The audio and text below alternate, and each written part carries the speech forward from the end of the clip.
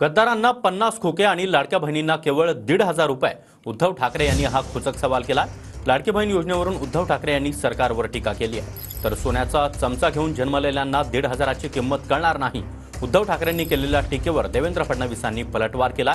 योजनेला नावे ठेवणाऱ्यांना लाडक्या बहिणीच उत्तर देतील असं देखील देवेंद्र फडणवीसांनी म्हटलंय। आता ती नवीन योजना आणले, लाडकी बहीण। गद्दारांना 50 खोके आणि लाडक्या बहिणीला फक्त 1500। मग काय करायचं, काय गद्दारी करायची आम्ही? मग गद्दारांना तुम्ही भरभरून देताय आणि आणखीन देण्यासाठी पुन्हा मतांसाठी लाच देऊन आम्हाला मतं द्या, मग पुन्हा आम्ही तुमच्या डोक्यावर बसतो आणि बसलो की तुम्हाला आम्ही बेघर करतो।